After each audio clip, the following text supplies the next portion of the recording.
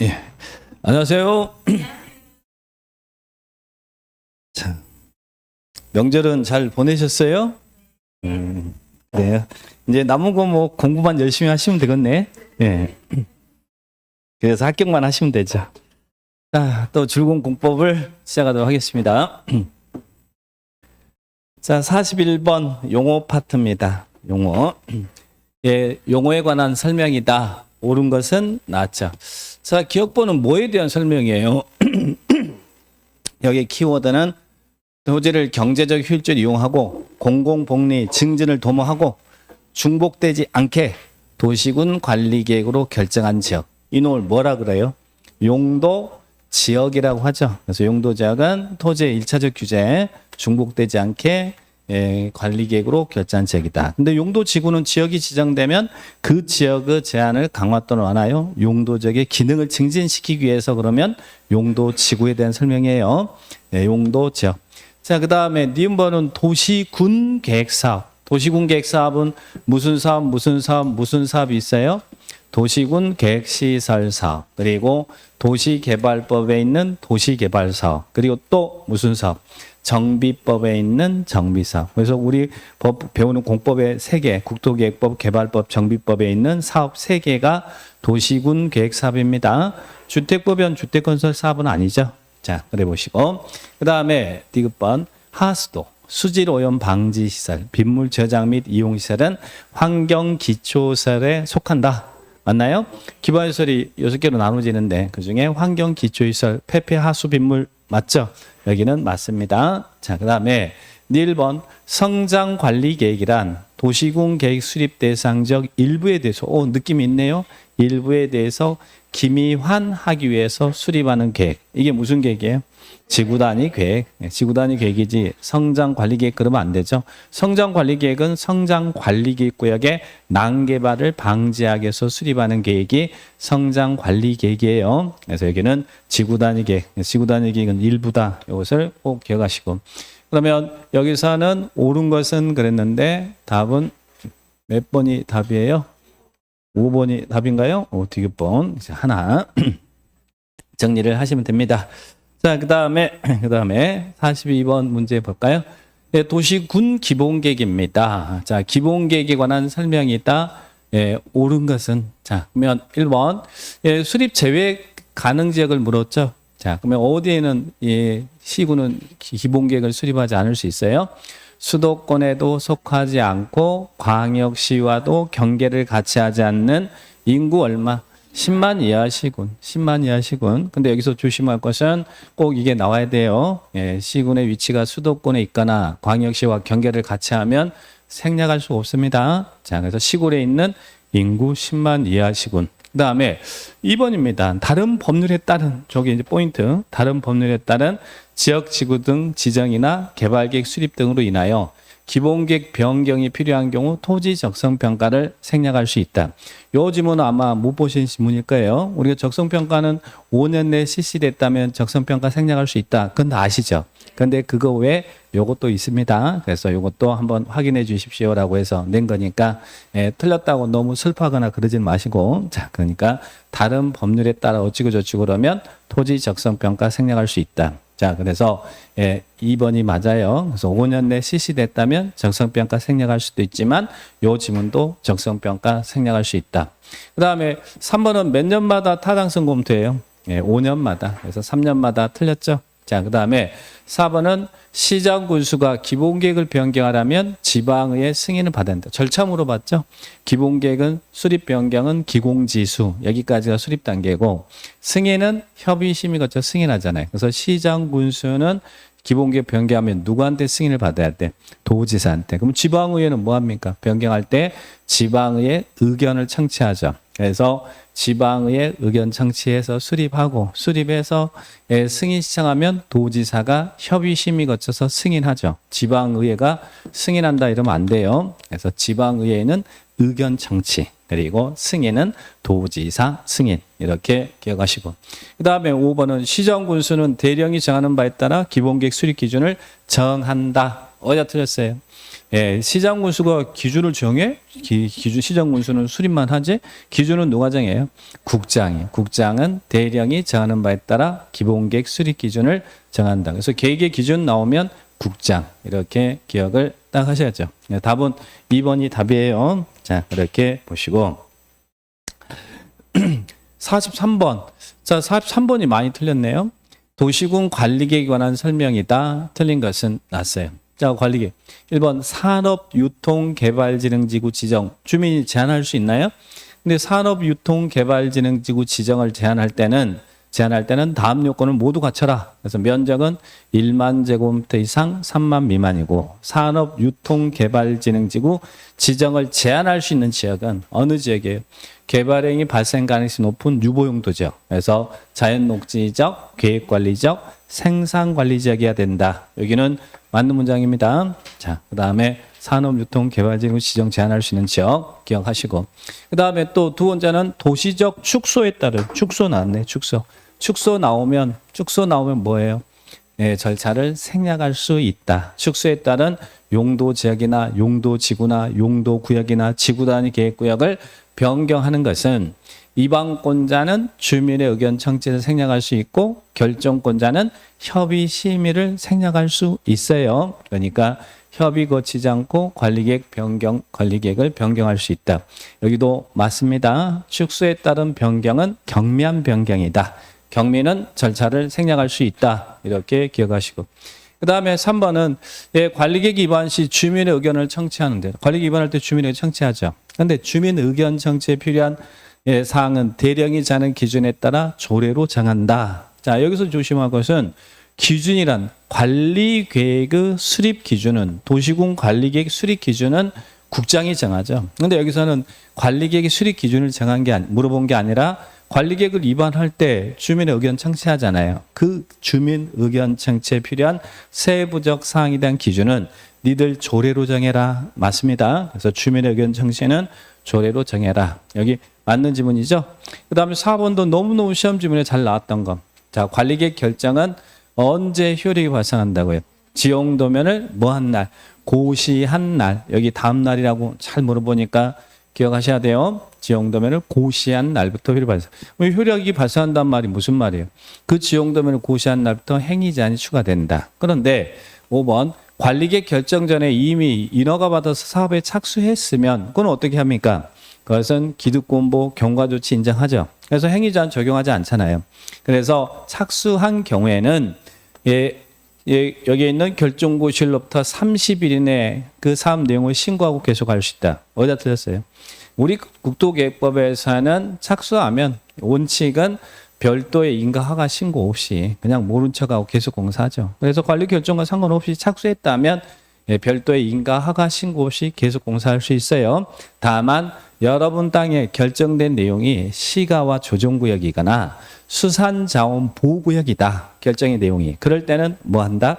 3월 이내 신고하고 계속 공사할 수 있다. 그래서 원칙은 별도 인가 허가 신고 없이 모른 척하고 해요. 모르쇠 작전. 그런데 그 결정한 내용이 뭐라면 시가 조정구역이나 수산자원보호구역이면 3월 이내 신고하고 계속 공사할 수 있다. 이 나오죠? 참고로 착수했는데 계속 공사할 때 30일 이내 신고하고 계속 공사할 수 있다. 이건 어디서 나와요?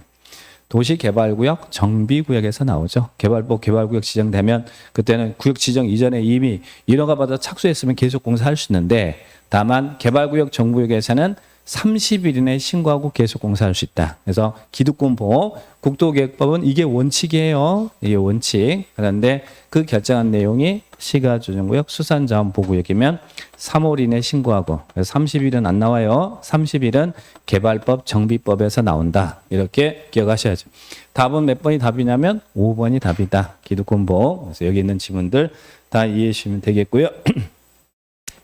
자, 44번입니다. 자, 44번은 자, 요 부분은 수업 시간에 강조도 많이 하고 그러니까 많이들 마치셨네. 자, 그러나 중요합니다. 자, 틀린 것은 났는데요. 용도지역에 관한 설명이다. 1번은 용도 미지정, 도관, 농자, 용도가 지정되지 않는 토지에는 어느 지역에 행위제한을 받으라 했어요. 가장 규제가 강한 자연환경 보호제한 지역에 건축 제한, 자연환경 보전제에 거음필 용적률 적용받죠. 용도 미지정이면 자연환경 보전지역. 자, 그런데 도시지역과 관리지역은 세분되잖아요. 근데 도시지역 관리지역은 세분되는데 관리지역은 관리지역인데 관리지역이 안 나눠졌대. 관리지역은 보생계에 나눠지잖아요. 그럴 때 관리지역이 세분되지 않았을 때 그 세분되지 않는 땅에 대한 용적률 적용은 생산관리지역에 관한 규정 적용한다. 어디가 틀렸어요? 생산관리지역 그러면 안 되고 제일 규제가 강한 보전관리지역. 그래서 도시지역이 세분되지 않으면 보전녹지지역, 관리지역이 세분되지 않으면 보전관리지역, 용도 미지정이면 자연환경 보전지역에 적용받는다. 이렇게 나오겠죠? 답은 2번이 답이죠. 자, 그 다음에 3번은 관리지역이 있는데 관리지역에 농지가 있는데 농업진흥지역을 지정했어요. 그러면 농업진흥지역으로 지정된 그 관리지역은 더 이상 관리지역이 아니라 뭘로? 농림지역으로 결정고시된 것을 본다. 근데 농업진흥지역으로 지정된 지역이 용도지역이 농림지역으로 바뀌는 지역은 해당 지역이 어느 지역이에요? 관리지역이에요.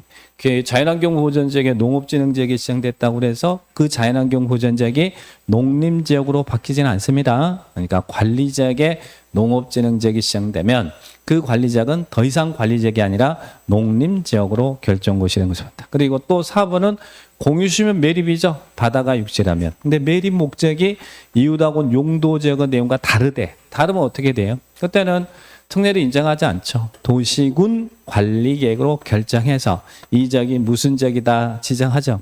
동일한 경우는 이웃 용도지역으로 지정된 것을 보지만 다른 경우에는 도시군 관리계획으로 결정해서 지정해야 된다. 이렇게 기억하시고. 그 다음에 택지개발지구 지정했어요. 계획관리지역에다 택지개발하겠습니다. 라고 택지개발지구 지정하면 그 지역은 무슨 지역으로?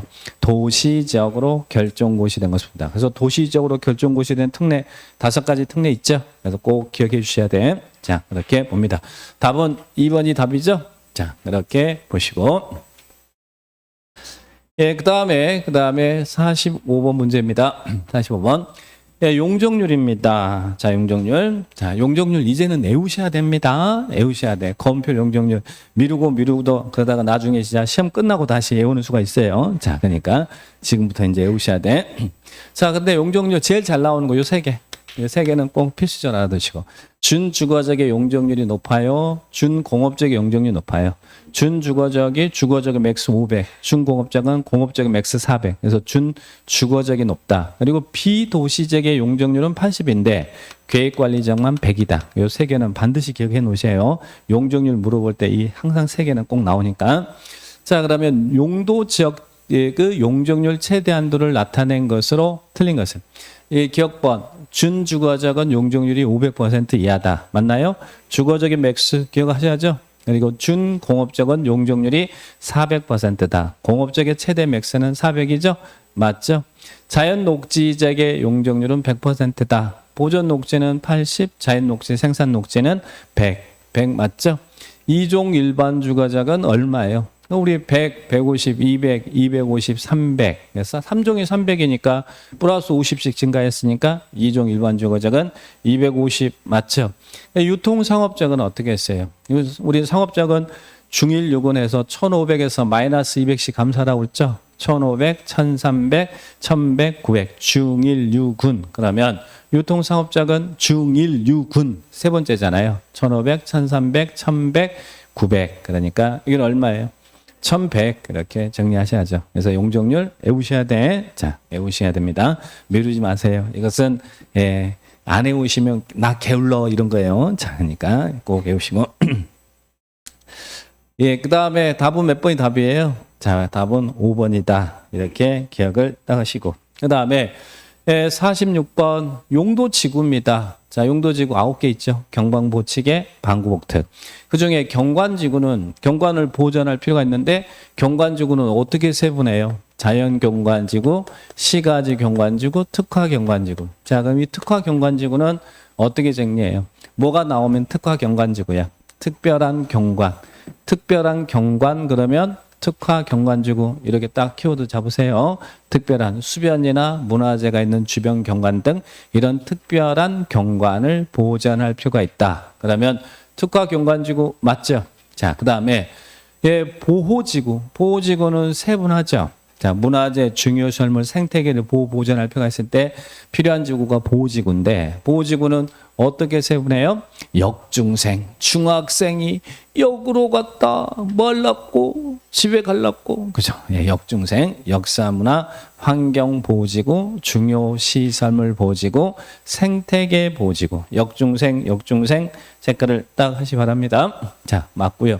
자, 그 다음에 칠학지구는 칠학을 정비할 필요가 있을 때. 근데 칠학지구는 어떻게 세분했을 때?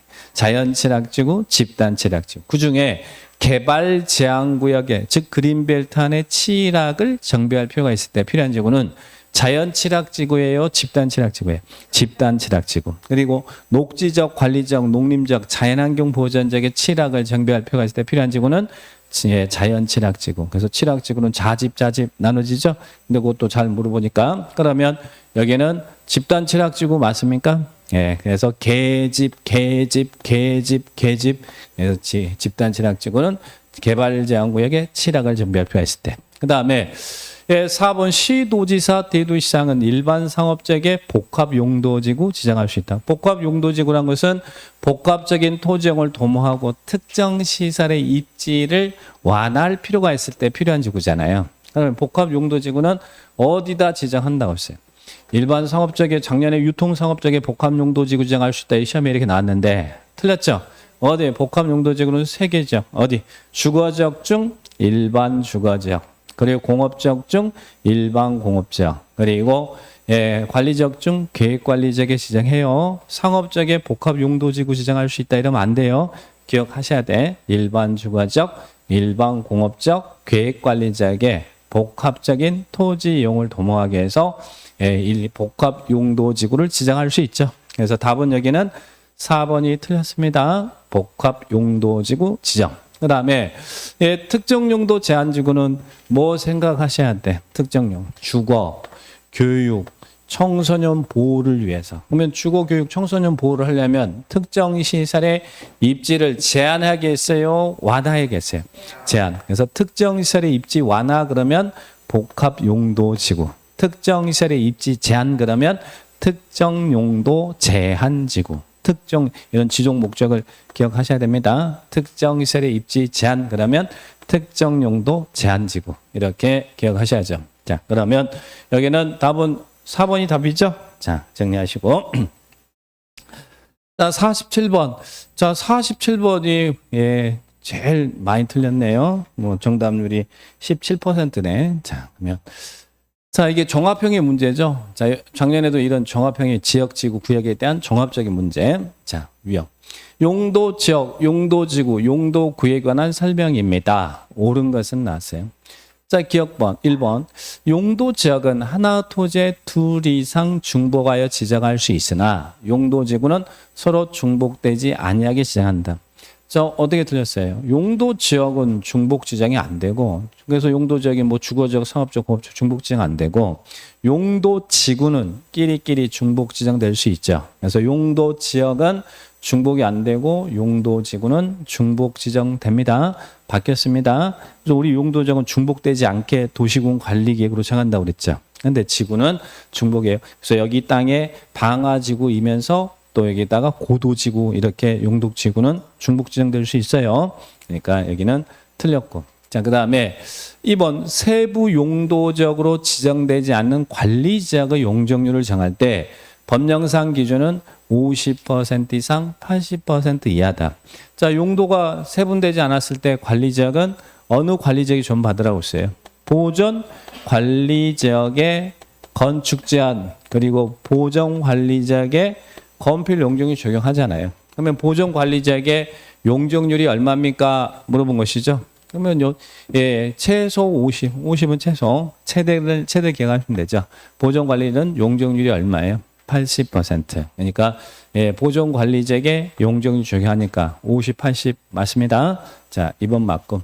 그 다음에 3번은 공유수면 매립 목적이 이웃하고는 용도지역과 여기는 같네. 바다가 육지인데 매립하는 목적이 이웃하고 있는 용도지역은 내용과 같다. 같으면 어떻게 한다고 했어요? 그때는 관리계획 위반 결정 절차 없이 특례 인정하죠. 매립 준공인가 이래 무슨 지역으로 이웃 용도적으로 지정된 걸로 본다 그랬잖아요. 여기는 2번이 맞는 거예요. 2번이 맞고 3번은 이웃 용도적으로 이반 결정한다가 아니라 이웃 용도적으로 지정된 걸로 본다. 같으면 지정된 걸로 보고 다르면 도시군 관리계획을 결정해서 무슨 지역이다 이렇게 지정해야 되고 그래서 같으면 이웃 용도적으로 지정된 걸로 본다. 이렇게 체크하셔야 됩니다. 자, 여기 포인트는 같은 경우잖아요. 같은 경우. 자, 그 다음에 4번은 농공단지로 지정고시된 지역은 도시적으로 결정고시된 것입니다. 농공단지 이런 계획관리지역에다 농공단지 지정하면 그 지역이 도시지역이 되나요? 농공단지는 도시지역 아니라고 그랬잖아요. 무슨 산업단지가 지정되면 도시지역이 된다고 했어요. 국일동, 국가산업단지, 일반산업단지, 도시첨단산업단지가 지정되면 당해지역은 관리계획 위반 결정 절차 없이 도시지역으로 결정고시된 곳이 오지만 농공단지는 아니죠. 농공단지 대신 농공단지는 도시지역이 아니지만 농공단지는 특례 인정해서 농공단지 안에서는 무조건 상계법에 따른다. 그래서 이런 특례를 적용해 주는 거죠. 그죠? 행위자는 완화해 주는 거예요. 농공단지는 도시지역이다 이러면 안 돼요. 국일도. 저희 집 칼 이름이었잖아요. 칼 이름. 자, 그 다음에 5번입니다. 5번에 답을 많이 했을 것 같아. 자, 국방부 장관의 요청으로 보안상 도시개발을 제한할 필요가 있다고 인정되면 국장은 시가조정구역을 지정할 수 있다. 어디가 틀렸습니까? 보안상 개발 제한 그러면 이것은 그린벨트 개발 제한구역이잖아요. 시가조정구역은 난개발 방지하기에서 개발행위 하지 마라고 개발행위 금지하는 목적이잖아요. 그래서 국방부 장관의 요청이 있으면 보안상 개발을 제한할 필요가 있을 때 국장이 개발구역 지정합니다. 그래서 그린벨트를 지정하는 목적은 도시의 무질산 확산 방시, 도시 주변의 자연환경 보전 뿐만 아니라 보안상 개발을 제한할 필요가 있을 때 그때는 시가조정구역을 지정하는 거 아니에요. 뭐라고요? 개발 제한구역을 지정할 수 있다. 이렇게 기억을 딱 하셔야 됩니다. 자, 보시면 되겠습니다.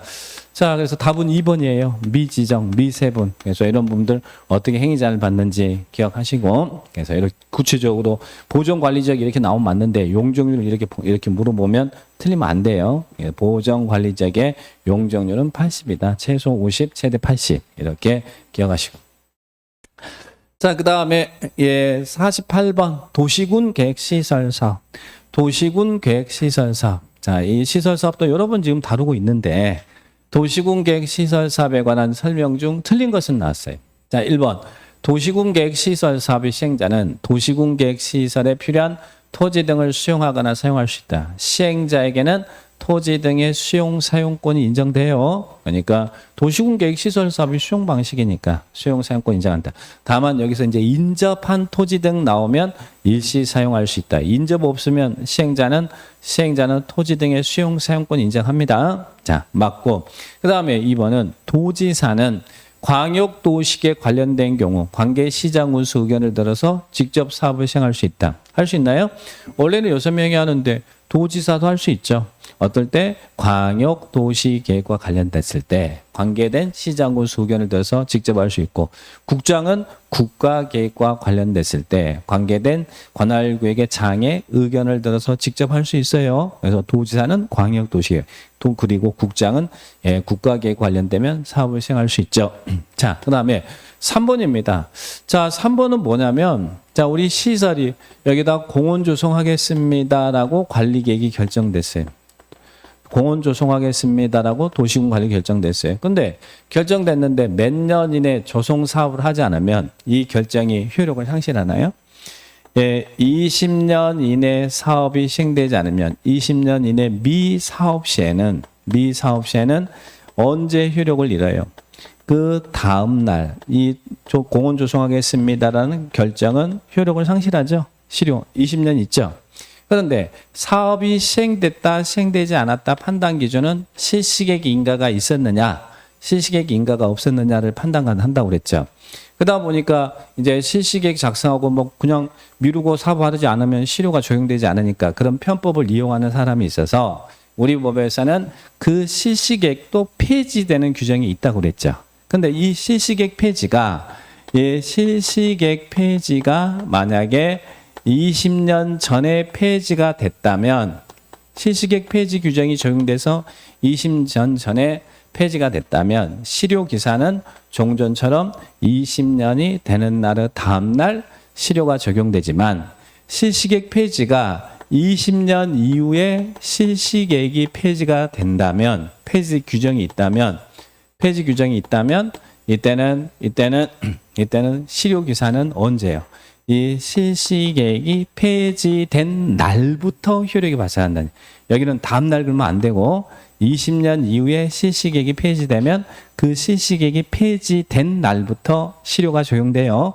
그러니까 실시계획 폐지가 20년 전에 있었느냐 아니면 20년 이후에 있었느냐에 따라서 실효 기산이 달라진다. 자, 그러면 여기서 3번은 뭡니까 지금? 시설 결정고시로부터 20년이 되는 날의 다음 날 이후에 이 20년 다음 날 이후에 실시계획이 폐지됐다 이랬잖아요. 그러면 실효 기사는 언제부터예요? 이 실시계획이 폐지된 날부터, 요때부터 즉시 다 여기는 다음 날이 아니에요. 이때부터 실효가 적용된다. 이렇게 나와야 됩니다. 근데 여기는 뭐라고 나왔어요? 그 폐지되는 날의 다음 날 이렇게 나왔죠. 그래서 폐지된 날부터 실효가 적용된다. 거기서 실시계획 폐지에 따른 실효 기산을 물어본 겁니다. 자, 그렇게 기억하세요. 그래서 여기 틀린 것은 답은 3번이 틀렸습니다. 자, 이 부분도 한번 체크하시고. 그 다음에 4번은 뭐 물어본 거예요? 공시송달 물어봤죠?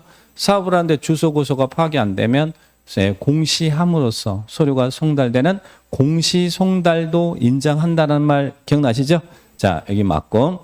그 다음에 5번은 뭐 물어본 거예요? 5번은 그 시설이 결정된 부지 안에 공을 조성하겠습니다 라고 결정한 부지 안에 국유지, 공유지가 있더라. 그러면 국유지, 공유지는 무슨 목적으로만 매각하고 양도해야 돼? 당의 사업 목적으로만 매각하고 양도해야 된다. 만약에 이를 위반하면 무효다. 이를 위반하면 무효다. 이걸 우리는 뭐라고 표현했어요?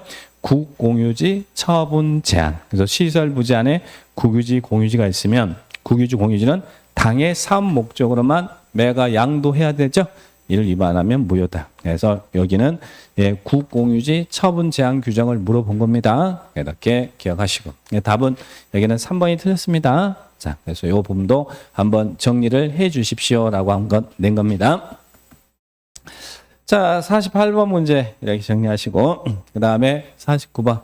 49번은 요즘 트렌드가, 우리 시험 트렌드가 또 이런 식의 유형. 법조항 그대로 딱 내주고 법에 있는 조항들 갖다 놓고 여기에서 맞는 거 찾아봐라. 여기 이제 우리 하나의 또 시험의 트렌드 유형입니다. 그래서 이렇게 한번 트렌드에 맞춰서 출제를 해봤어요.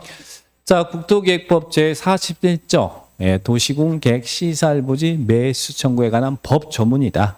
여기에 대한 설명이 틀린 거 찾아보세요. 법 조항을 이렇게 살짝 바꿔서 찾아보란 이야기죠. 자, 그러면 기억번은 10년 이내 사업이 시행되지 않을 때 지목이 대인 토지 소유자는 관할구역의 장한테 토지 매수 청구할 수 있다. 맞나요? 그렇죠. 10년 이내. 10년 이내 사업이 시행되지 않으면 지목이 누가? 대인 토지 소유자가 누구한테? 6명한테 매수 청구할 수 있다. 이게 이제 원칙적인 매수 무자죠? 1번 기억 지문은 맞는 지문이죠? 자, 기억번호 맞다. 그 다음에 니은번은 도시군 계획 시설 채권이네. 도시군 계획 시설 채권은 매수무자가 지자체이고 토지 소유자들이 원하거나 그러면 채권 발행할 수 있죠. 그 채권의 상환기간은 10년 이내다. 맞나요? 10년 이내 최소 없습니다. 최대 10년 이내에서 상환기간을 조례 정하죠. 10년 이내고 이율은 어떻게 정해야죠? 채권을 매입한 사람한테 나중에 원금과 이자를 현금으로 주는 거잖아요. 이율은 1년 만기 정기예금 금리 평균 이상에서 정하되 이 상환기간과 이율을 뭘로 정한다고요? 조례로 정한다. 해당 지자체 조례로 정한다. 맞습니다. 여기도 맞는 지문 생각해 보시고, 그 다음에 매수 가격 매수 절차. 자, 우리 매수 청구된 토지의 매수 가격 매수 절차는 무슨 법? 이 법에 특별한 규정이 없으면 무슨 법을 준용한다고요? 공치법, 공익사업을 위한 토지 등의 취득 및 보상에 관한 법률, 공치법을 준용한다. 매수 가격 매수 절차 맞죠? 그 다음에 1번 도시군계획 시설 채권 발행 절차나 그 밖에 필요한 사항에 대해서는 이 법에 특별한 규정이 있는 경우 외에는 국제법에서 정하는 바에 따른다. 맞아요, 틀려요? 자, 이 채권은 매수무자가 지자체일 때 일정하면 채권 발행할 수 있잖아요. 그러면 이 채권은 국채예요, 지방채예요? 지방채. 그래서 채권 발행 절차에 대해서는 지방재정법에 따른다 이렇게 나와야 돼요. 그래서 매수 가격 매입 절차는 공치법, 그리고 시설 채권의 발행 절차는 지방재정법. 관련 법 체크하셔야 돼요. 법이 2개 나오니까 매수 가격 매입 절차는 공치법, 채권의 발행 절차는 지방재정법. 이렇게 체크하셔야죠. 자, 그 다음에 1번 틀렸고 매수하기로 결정했어요. 매수 청구하면 몇 개월 이내 매수 여부 결정해요? 6개월. 그래서 매수하기로 결정을 알렸습니다. 그러면 결정하기로 했습니다. 그러면 몇 년 이내 매수해야 돼요? 2년 이내 매수해야 된다. 그래서 매수 여부 결정은 6개월, 매수 기한은 2년, 6월 2년 기억하셔야죠. 그럼 여기서 틀린 것은 몇 번이 틀렸어요? 4번. 4번이 틀렸죠? 그래서 기억, 니은, 디귿, 리을 이렇게 정리를 딱 하시면 되겠습니다. 자, 장기 미집행 시설 부지 매수 청구 참 잘 나오는 지문들이니까 잘 기억하시고. 네, 그 다음에 50번. 자, 지구 단위 계획구역과 계획. 자, 테마 지구 단위 계획도 매년 하나씩 출제가 되고 있으니까 이제는 지구 단위 계획도 정리를 잘 해 놓으시 기 바랍니다. 자, 지구 단위 계획구역 계획에 관한 설명이다. 틀린 것은. 자, 1번은 뭘 물어본 거예요? 의무적 지정을 물었죠. 근데 어디가 해제되는데 해제 면적이 30만 이상이면 지구 단위 계획구역을 지정해야 돼요. 시가와 조정구에 해제되거나 또 공원이 해제되는 지역이 얼마? 30만 이상이면 지정하여야 한다. 근데 해제 지역이 시가 조정구역 공원이 해제될 때 이야기예요. 그런데 개발 제한구역이 해제될 때 해제 면적이 30만 이상이면 지구 단위 계획구역 지정해야 된다. 그러면 틀려요. 그린벨트 해제는 30만이라도 의무적 지정 아닙니다. 그러니까 여기는 의무적 지정을 물었구나. 자, 그래서 그 다음에 2번은 관광 특구에 대해서 전부 또는 일부를 대상으로 지구 단위 계획구역을 지정할 수 있다. 자, 이건 임의적 지정을 물었죠. 우리 지구 단위 계획구역은 어디? 이런 개발이 되는 지역, 뭐 관광특구라든지 도시개발구역이라든지 정비구역이라든지 개발이 되는 지역에 전부 또는 일부에 대해서 지구 단위 계획구역 지정할 수 있죠. 자, 근데 이게 이제 원칙이잖아요. 지구 단위 할 수 있는데 다만 이런 지역은 의무적으로 지정해야 된다. 그래서 1번, 2번 지구 단위 계획구역은 개발이 되는 지역에 전부 또는 일부에다. 그러나 우리 인천시 전부 그러면 안 돼요. 인천시의 이 법에 의한 이런 개발이 되는 지역에 전부 또는 일부라는 이야기죠. 자, 그래서 임의적 지정 맞고. 그 다음에 3번은 실효 물었죠. 실효 3년짜리, 5년짜리 꼭 기억하시라고 했죠. 주민이 제안해서 지구 단위 계획이 결정됐어요. 그러면 지구 단위 계획대로 개발 행위를 해야 될 거 아니에요. 계획이 결정됐으면 몇 년 내 목적 사업에 착수하지 않으면 그 결정된 지구 단위 계획은 효력을 잃는다고요. 3년이에요, 5년이에요? 5년, 그죠? 5년. 3년은 어디서 나와? 구역이 지정된 이유는 지구 단위 계획을 수립하기 위해서 하는 거잖아요. 근데 구역이 지정됐는데 3년 이내 지구 단위 계획이 결정되지 않으면 구역은 3년이 되는 날은 다음 날 실효되죠. 그래서 지구 단위 계획 구역 실효는 3년, 지구 단위 계획 실효는 5년. 근데 지구 단위 계획이 실효되는 것은 꼭 기억할 것은 어떨 때 주민이 제안한 경우에 한한다. 주민이 제안한 경우에 지구 단위 계획이 실효가 되는 거예요. 자, 그래서 5년이죠. 5년 내 사업에 착수하지 않으면 5년이 되는 날은 다음 날 지구 단위 계획은 효력을 잃는다. 그래서 3년짜리인지 5년짜리인지 기억하시고, 그 다음에 4번은 조심할 것은 자, 개발진흥지구가 나왔어요. 자, 개발진흥지구. 근데 개발진흥지구가 도시적 외의 지역의 개발진흥지구를 지정한대요. 그럴 때는 도시적의 개발진흥지구는 상관이 없는데 도시적 외의 개발진흥지구는 항상 위치 요건을 충족해야 됩니다. 일명 135 작전. 그래서 주거개발진흥지구가 도시적 외의 주거개발진흥지구에 지구단위 계획구역을 지정하려면 주거개발진흥지구가 어느 지역 위에 위치하고 있어야 돼? 계획관리지역. 그래서 주거개발과 특정개발은 계획관리지역 위에 위치해야 된다고 그랬죠? 그래서 계획관리지역에 위치한 주거개발진흥지구에는 지구 단위 계획구역을 지정할 수 있어요. 그래서 주거개발과 특정개발은 계획관리지역. 산업유통개발진흥지구는 어느 지역 위에 있어야 돼? 계획관리지역이나 생산관리지역이나 농림지역. 135 작전이잖아요. 그리고 관광휴양은 도시적 외의 지역에 다 이렇게 기억하셔야 돼. 그래서 도시적 외의 개발진흥지구는 항상 이 위치 요건을 꼭 찾아요. 그 여적이 맞는지 궁합이 맞아야 돼요. 자, 그래서 여기는 궁합이 맞죠? 자, 그 다음에 도시적 외의 지구단위 계획구역, 도시적 외의 지구단위 계획구역에 지정이 되면 지구단위 계획으로 해당 용도 지역에 적용되는 거음표는 얼마? 150. 용적률은 200% 이내에서 완화할 수 있다. 완화할 수 있다. 그죠? 이쁘니까 완화한다. 자, 그래서 근데 요거 바뀌면 안 되고 거음표율은 150. 1.5배. 해당 용도 지역의 1.5배. 용적률은 2배 이하에서 완화할 수 있다. 그래서 이런 내용들 체크하시고 여기서는 틀린 것은 뭐가 틀렸어요? 3번이 틀렸죠? 시료 규정 3년짜리 5년짜리 꼭 체크하셔야 돼요. 3년인지 5년인지 올해 감정평가사 시험에 박스형으로 이 3번이 나왔습니다. 이게 3년이냐 5년이냐 해서 이제 그렇게 문제를 물었습니다. 자, 이렇게 지구단위 계획에 대해서 한번 체크하시고 자, 그 다음에 또 개발행위에 대한 내용들 우리들의 행위죠. 자, 개발행위 허가에 관한 설명입니다. 자, 옳은 것은 나왔습니다. 허가권자, 우리 개발행위 허가권자는 관할구역의 장이죠. 그래서 인천시에서 여러분이 개발을 한다 그러면 인천시장한테 허가 받아야 되죠. 자, 허가권자가 여러분에게 개발행위를 허가하려고 그래요. 그럴 때 조건을 붙여서 허가할 수 있어요, 없어요?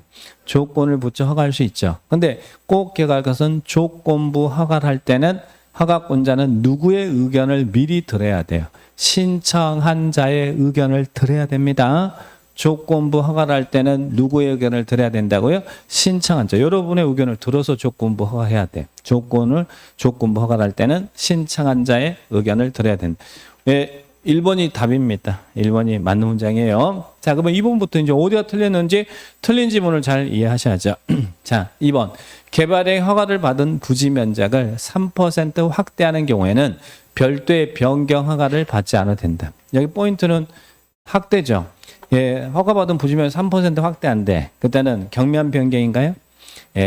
우리는 확대는 경미한 게 없다고 그랬어요. 우리에게는 작아질 때만 경미죠. 그래서 5% 범위 내에서 축소가 경미죠. 근데 확대는 퍼센테이지 상관없이 무조건 변경 허가 받아야 됩니다. 그래서 우리 경미한 변경은 사업 기간을 단축하는 거. 그리고 또 하나는 허가받은 부지 면적이나 건축 면적을 5% 범위 내에서 축소하는 게 경미죠. 그래서 여기는 확대 나오면 요 단어가 나와야 돼요. 여기는 퍼센테이지가 중요한 게 아니고 확대 나오면 변경 허가 받아야 된다. 이렇게 기억하시고. 그 다음 3번도 시정 군수는 시가후가 예상되는 주거지역에 난개발 방지하게서 성장관리계획구역을 지정할 수 있나요? 자, 성장관리계획구역은 난개발의 우려가 있는 지역에 난개발 방지하게서 성장관리계획구역 지정하잖아요. 근데 제가 여러 번 강조했지만 성장관리계획구역을 지정할 수 있는 지역은 어디라고 했어요? 녹관 농자라고 그랬잖아요. 녹지적, 관리적, 농림적, 자연환경 보전 지역에 난개발의 우려가 있는 지역에 난개발 방지를 위해서 성장관리계획구역 지정하지. 성장관리계획구역은 주거적, 상업적, 공업적에서는 지정하지 않습니다. 그러니까 여기가 시가후가 예상되는 녹지적 나오거나 관리적 나오거나 농림적, 자연환경 보전적 나오면 맞지만 주거적, 상업적, 공업적 나오면 안 됩니다. 그래서 주상공 나오면 성장관리계획구역 안 된다. 그것을 꼭 기억하셔야 돼요. 자, 그 부분들 체크를 잘 하시기 바라고. 자, 그 다음에 4번은 환경오염 방지 등을 위해서 필요한 경우 지자체가 시행하는 개발행위에 대해서는 보증금을 예치하게 할 수 있다. 맞나요? 개발행위 예치하게 할 수 있어요? 자, 원래 이제 이행보증금, 개발행위 할 때는 이행보증금 환경오염 방지라든지 이런 목적으로 이행보증금을 예치하는 게 원칙이자 할 수 있잖아요. 그런데 그 개발행위자가 누구면 공공사업자만 안 한다. 뭐 인천시에서 예를 들면 국가가 여기 와서 이제 뭐 개발행위를 할 거란 얘기. 그런데 인천시가 야, 너 못 믿겠으니까 돈 좀 내고 해. 그러면 국가가 뭐래? 너 죽을래? 그럴 거 아니에요. 자, 그러니까 이행보증금 H는 공공사업자는 H하지 않아요. 예, 그래서 국가, 지자체, 공공기관, 지방공사 이들은 H 의무가 없습니다. 자, 그래서 여기 H하지 않습니다. 보증금은 우리가 할 때 보증금을 H하게 하는 거죠. 예, 이행. 그래서 여기는 지자체가 시행하는 개발행위는 이행보증금 H하지 않는다. 이렇게 이해하셔야 돼요. 자, 그 다음에 5번. 경작을 위한 경우라도 전답 사이의 지목 변경을 수반하는 토지 형질 변경은 허가를 받아야 한다. 원래 경작은 허가 안 받지만 지목 변경이 수반된 허가 받죠. 그렇지만 무슨 지목 변경은 허가 없이 가능하다. 전답 사이의 지목 변경은 허가 없이 가능하죠. 전답 사이의 지목 변경은 허가받지 않습니다. 자, 그래서 요 지문들 기억하시고 여기 맞는 것은 1번만 맞고 나머지 지문들 어디가 틀렸는지 꼭 점검하시기 바랍니다. 자, 정리하시고요. 자, 그 다음에 52번. 자, 기반시설 부담구역. 기반시설 부담구역 내 기반 설치 비용과 관련된 사항 다음 설명 중 틀린 것은. 자, 기반 설치가 필요하다고 해서 기반시설 부담구역이 지정됐어요. 기반시설 부담구역이 딱 인천시가 지정해놨어. 그러면 이 기반시설 부담구역 안에서 어떤 개발 행위가 기반시설 설치 비용을 내야 되는 행위입니까? 여기가 학교가 필요하다 그래서 기반시설 부담구역을 지정했거든요. 그럼 이 안에서 어떤 개발 행위가 기반시설 설치 비용을 내야 돼요? 예, 기준은 200제곱미터 초과하는 요거 기억하셔야 돼요. 자, 그러니까 200제곱미터 초과하는 무슨 행위? 자, 뭐 숙박이든 이런 용도는 건물 용도는 여기는 이 용도가 맞냐 틀리냐 이건 신경 쓸 필요 없어요. 건축법 용도는 다 해당되니까 200제곱미터 초과하는 무슨 행위? 신축행위, 증축행위가 설치비용 부과될 행위죠. 근데 여기서 여러분이 땅 사가지고 연면적 150제곱미터는 단독주택 짓는다. 그럴 땐 돈 안 내요. 200제곱미터를 초과하는 신축행위와 증축행위가 부과대상 행위입니다. 예, 증축행위. 근데 신축하고 증축이 부과대상 행위지 개축이니 재축이니 리모델링이니 이건 부과대상 행위가 아니에요. 200제곱 초과는 신축 증축행위가 설치 비용이 부과된 대상 행위다. 여기 맞습니까? 예, 맞아요. 200제곱미터 초과한다는 말은 200제곱미터까지는 가능하다. 그죠? 200제곱 초과는 신증축행위가 설치 비용이 부과된 상이다. 그런데 자, 여기서 200제곱 초과는 신축, 증축을 할 때는 설치비 부과되는데 기존 건물은 어때요? 기존 건물, 이 기반시설 부담구역 지정되기 전에 이미 기존 건물이 있었어요. 근데 이 기존 건물을 철거하고 새롭게 이렇게 신축했어요. 그럴 때는 그 신축행위가 다 설치 비용이 부과되는 대상 행위인가요? 기존 건물은 기득권 인정해 준다 그랬죠. 그래서 기존 건물이 철거되고 신축될 때는 이 기존 건물의 연면적이 초과되는 초과분만 부과 대상 행위다. 그죠? 그래서 기존 건물이 철거되고 신축될 때는 기존 건물의 연면적을 초과하는 초과 행위만 부과 대상 행위다. 여기도 맞죠? 자, 그다음에 설치 비용 부과는 누가 해요? 설치 비용 부과는 우리 6명이 여러분이 200제곱 초과하는 신증축의 행위를 하는 자에게 설치 비용을 부과하죠. 설치 비용은 언제 부과를 해야 돼요? 여러분이 허가 받으면 몇 개월? 2개월 이내에 부과를 해야 되죠? 허가 받으면 2개월 이내에 부과를 하잖아요. 근데 부과 전에 미리 30일 이내에 부과 전 30일 이내에 미리 설치 비용을 알려줄 의무가 있어요. 이 지문은 여러분이 안 본 지문이에요. 우리 법 시행령에 있습니다. 그래서 6명이 허가 받으면 건축 받으면 6명은 여러분이 허가 받으면 2개월 이내에 부과를 하잖아요. 부과할 때는 미리 30일 전에 사전 알려줄 의무가 있다는 이야기예요. 자, 이 지문은 맞는 문장이고 그 다음에 설치 비용은 어떻게 내야 됩니까? 어떻게 내야 돼? 현금 납부가 원칙이죠. 그래서 현금 카드 이런 거 다 현금 납부예요. 그런데 부과 대상 토지, 이와 유사한 토지로 납부할 수 있어요.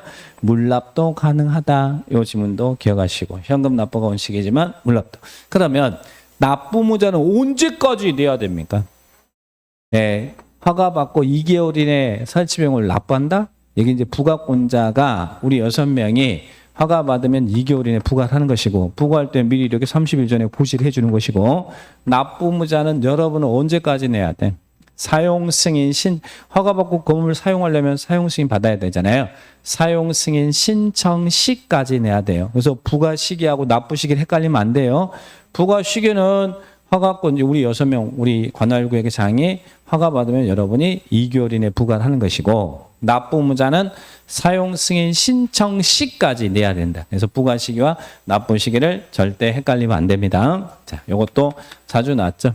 그래서 틀린 것은 답은 몇 번이 틀렸어요? 답은이 5번이 틀렸다. 이렇게 기억하시고 설치 시기, 납부 시기 이분들 체크하시고요.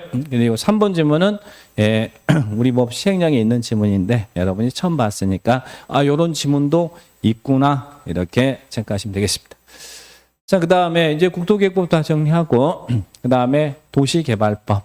자, 도시개발법에서는 동의자 수 산정이 많이 나오죠. 지정권자가 환지 방식으로 개발 개시할 때 면적 3분의 1, 총수 2분의 1. 도시개발조합을 설립할 때도 면적 3분의 1 이상의 소유자의 동의와 총수 2분의 1. 그래서 뭐 이런 동의자 수 산정이 이렇게 나오죠. 근데 우리 개발법상 동의자 수 산정은 어떻게 합니까? 자, 그래서 동의자 수 산정에 관한 설명으로 틀린 것은 났어요. 자, 1번. 지정권자가 환지 방식으로 개발 계획을 수립할 때는 면적, 토지 가지고 있는 사람이 중요해요. 개발법은 사업해야 되니까.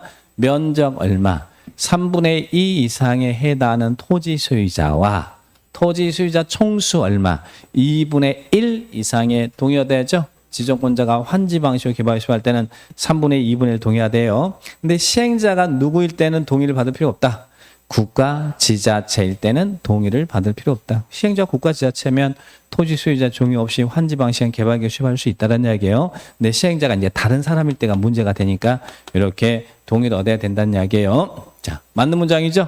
자, 그런데 이 면적 3분의 2 이상에 해당하는 토지 소유자의 동의를 얻는데 이 면적을 산정할 때 국공유지 면적을 포함해요, 제외해요?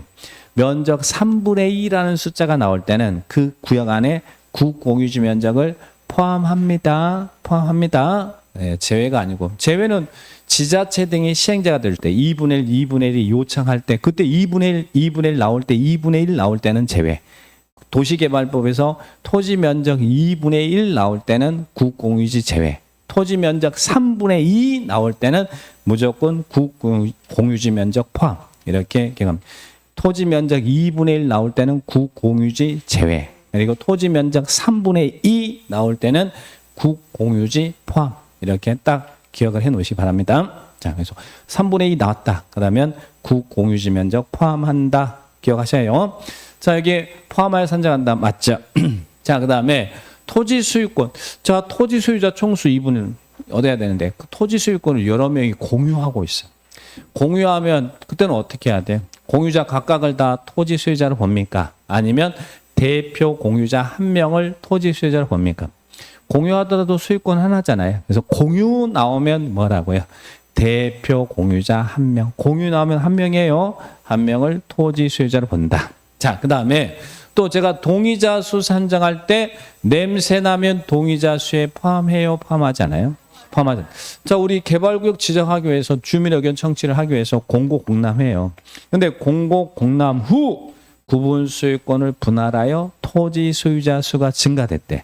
공고공람 전도 아니고 공고공람 후에 왜 그랬을까? 냄새가 난다. 냄새 나는 사람은 동의자 수에 포함해요? 포함하지 않아요? 그래서 증가된 자는 동의자 수에 포함하지 않는다. 그래서 추가 산입한다 이러면 안 돼요. 예, 냄새 나면 동의자 수에 포함하지 않는다. 냄새 나면 포함하지 않는다. 그래서 답은 4번이 답이죠. 자, 그 다음 5번. 또 전에 요청 변경을 요청받기 전에 개발계획 여기 환지방식은 개발계획 변경할 때도 3분의 2분 얻어야 되는데 변경 요청 전에 철회했대. 또 조합 설립 인가 신청 전에 철회했대. 전에 철회는 인정, 불인정. 인정. 전에 철회하는 것은 무조건 인정해줘요. 변경 요청 전에. 변경할 때도 이렇게 얻어야 되거든. 근데 그 변경 요청 전에 동의를 철회했다. 자, 그리고 또 조합 설립 인가 신청 전에 철회했다. 그러면 철회는 인정하는 거예요. 인정한다는 말은 무슨 말이에요? 동의자 수에서 제외시켜준다는 이야기예요. 철회는 빼주세요라고 하는 것이니까 인정하면 제외하는 거죠. 그래서 이 지문도 맞습니다. 그래서 철회는 변경 후가 아니라 변경 요청 후가 아니고 변경 요청 전에, 조합 설립 인가 후가 아니라 조합 설립 인가 신청 전에, 무조건 전에 철회를 인정한다는 거 기억하셔요. 자, 그것만 꼭 기억하시면 됩니다. 그래서 답은 4번이 틀렸고, 그래서 여기 있는 동의자 수 산정에 대한 이런 이론들 체크를 딱 하시기 바라고요. 자, 53번에 4번입니다. 자, 보시고 그 다음에 54번. 자, 우리 개발구역 지정 규모 물었어요. 우리 개발구역을 지정할 수 있는 지역과 규모가 있잖아요. 그래서 도시적과 도시적 외지역으로 나누잖아요. 도시적에서는 주거적에서 상업적에서 그리고 자연 녹지적에서 그리고 생산 녹지적. 생산 녹지적은 전체 면적의 30% 이하라는 게 전제가 됩니다. 30% 이하. 이런 지역에서 개발구역을 지정할 수 있는 규모는 얼마예요? 개발구역 규모는 여기는 도시니까 원래부터 도시잖아요. 자, 이때는 1만 제곱미터 이상 되게 개발구역 지정해야죠. 자, 그래서 주거적, 상업적, 자연녹지, 생산녹지. 근데 보존녹지는 개발구역 지정 안 돼요. 그리고 공업지역에서는 개발구역 지정 규모가 얼마예요? 3만 제곱미터 이상. 그래서 도시지역에는 개발구역을 지정할 수 있는 지역과 규모가 있는데 1만, 3만 이렇게 나오죠. 근데 도시가 아닌 지역에서는, 자, 여기 도시지역에는 1만, 3만이면 지정할 수 있어요. 그러니까 재개발, 재건축 같은 그런 느낌이 있지. 근데 도시적 외지역은 도시를 만들어야 되잖아요. 그러니까 개발구역 규모는 얼마예요? 여기는 30만 제곱미터 이상. 도시적 외지역이면 관리적, 농림적 이런 지역일 거 아니에요. 30만 이상. 단 아파트나 연립주택의 건설 계획이 포함되면 그때는 얼마? 10만 이상이어도 된다. 이게 이제 개발구역의 규모예요. 그래서 우리 도시개발법에서는 개발구역을 지정할 수 있는 지역과 규모가 있잖아요. 그런데 여기서 물어본 것은 이런 규모 제한받지 않고 개발구역을 지정할 수 있는 지역이 있더라. 규모 제한 없이 개발구역 지정할 수 있는 거 어떻게 외웠어요? 취하면 이거 보면서 기억이 났어요? 취하면 개돼지, 취하면 개돼지. 취하면 개돼지가 여기서 나오는 거예요. 네, 취하면 개돼지. 네? 취락지구, 개발진행지구, 지구단위 계획구역은 규모 제한 없이 개발구역을 지정할 수 있다. 취하면 개돼지, 취개지. 그리고 또 국정이 국가균형 발전을 위해서 관중과 협의하여 지정한 지역. 관중과 협의하여 지정한 지역. 단 자연환경 보전지역은 빼고 자연환경 보전 개발구역 지정이 안 된다. 이게 규모 제한 없이 개발구역을 지정할 수 있는 지역이잖아요. 그래서 취개지, 취하면 개돼지, 관중과 협의하여 지정한 지역은 규모 제한을 받지 않고 개발구역을 지정할 수 있죠. 자, 참고로 그러면 자연녹지 지역은 얼마예요? 자연녹지 지역에다 개발구역 지정하려면 1만 제곱미터 이상 돼야 되잖아요. 그러니까 답은 여기는 5번이 답입니다. 취하면 개돼지. 그리고 관중과 협의하여 지정한 점. 이렇게 이거 풀면서 이거 생각나신 분? 나셨어? 네, 그렇죠. 이거 나셔야지. 예. 네, 안 나신 분은 반성하세요. 반성하셔. 네, 취하면 개돼지, 치개지. 자연녹지적은 얼마라고요? 1만 제곱미터 이상 되게. 1만 제곱미터 이상 되게. 그죠? 네, 이렇게 정리. 생각도 안 났는데 5번을 맞췄다. 이건 찍은 것이지. 자, 네? 자연녹지 1번이잖아요. 네. 자, 그 다음에 이 떡볶이 한번 기억해 주시고. 자, 그 다음에 55. 시행방식입니다. 자, 개발사업 시행방식. 자, 우리 개발사업 시행방식에는 몇 가지 방식이 있어요. 수용방식, 환지방식, 혼용방식. 세 가지 방식이 있죠. 세 가지 방식. 자, 시행방식에 대한 설명이다. 틀린 것은. 자, 여러분, 이 공공시설 설치 변경이 필요하대. 그럼 무슨 방식이에요? 제가 공공시설 설치 변경, 공공시설 정비가 필요하면 무슨 방식이라고 했어요? 예, 환지 방식이라고 그랬잖아요. 공공시설 설치 변경. 요 단어 나왔다. 공공시설 설치 변경, 또 공공시설 정비 나왔다. 그러면 환지 방식 그러라고 했잖아요. 그래서 환지 방식은 공공시설 설치 변경이나 공공시설 정비가 필요하거나 또는 당해 지역의 지가가 너무 높아서 수용 방식으로 하기 곤란하다. 그러면 환지 방식이라고 했죠. 자, 그래서 여기는 답은 1번이 답이잖아요. 1번이 답이다. 이렇게 기억하셔야 돼. 자, 그런데 예, 또 하나 두 번째. 그래서 이 1번, 2번이 환지 방식이잖아요. 공공에서 설치 변경, 공공에서 정비, 그리고 또 당해 지역의 지가가 너무 높아서 수용 방식으로 사업을 시행하기가 곤란하면 그때는 무슨 방식? 환지 방식. 그래서 이 두 개가 환지 방식입니다. 환지 방식이고. 그 다음에 자, 우리 신도시 개발은 다 수용 방식을 한다고 했죠. 어떨 때 수용 방식? 요 단어. 도시 개발 등 집단적인 조성 공급 필요하다. 대단지 택지 개발이 필요하다. 그럴 때는 무슨 방식? 수용 방식이라고 했죠. 근데 환지 방식으로 하면 거기 무수히 많은 토소유자가 있는데 환지계획 작성하고 날 샌다고 그랬잖아요. 그러니까 도시 개발 등 집단적인 조성 공급 필요하면 수용 방식. 그래서 요 1번, 2번은 환지 방식, 그리고 3번은 수용 방식. 이렇게 기억하시고. 그다음에 또 4번은 시행 방식의 변경을 물었어요. 시행 방식 변경할 수 있어요, 없어요? 근데 시행 방식 변경은 어떤 느낌으로 푸시라고 그랬어? 돈이 안 들어가는 방식으로 변경. 시행 방식 변경, 지가 상승이 원인이 돼서 시행 방식 변경 인정하니까 돈이 안 들어가는 방식으로 인정된다. 그러면 수용 방식에서 환지 방식으로는 돈 들어가요, 돈이 안 들어가요? 돈이 안 들어가죠. 수용 방식은 보상금 지급 방식에 돈이 많이 들어가는데 환지 방식은 토지 교환의 방식이니까 돈이 안 들어가잖아요. 그러니까 돈이 안 들어가는 방식이죠. 그러니까 돈이 안 들어가는 방식으로 변경이 인정된다는 거예요. 그래서 반대로 환지 방식을 수용 방식으로 한다든지 혼용 방식을 수용 방식으로 한다든지 그럼 돈 들어가니까 그건 방식 인정하지 않습니다. 그래서 시행 방식 변경 나오면 항상 돈이 안 들어가는 방식으로 변경 인정된다. 이걸 명심하고 있어야 돼요. 자, 그러면 4번도 맞나요? 4번도 맞죠? 예, 수용 방식, 환지 방식으로. 그리고 또 5번은 혼용 방식이죠. 근데 혼용 방식은 개념 용어를 정리하라고 했어요. 혼용은 무슨 혼용과 무슨 혼용이 있다고요? 분할 혼용과 그리고 미분할 혼용이 있더라. 그래서 분할 혼용과 미분할. 분할이란 말은 무슨 말이에요? 이 개발구역 내 수용 방식 지역과 환지 방식 지역을 분할해서 나눠서 하는 것을 무슨 방식? 분할 혼용 방식이고 나누지 않으면 미분할 혼용 방식이죠. 여기는 지금 나눠서 하는 분할 혼용 방식을 설명하고 있는 거예요. 분할 혼용 방식을 설명하고 있다. 이렇게 기억을 딱 하시면 되겠죠. 자, 그 다음에 56번. 56번은 좀 쉬었다 하죠.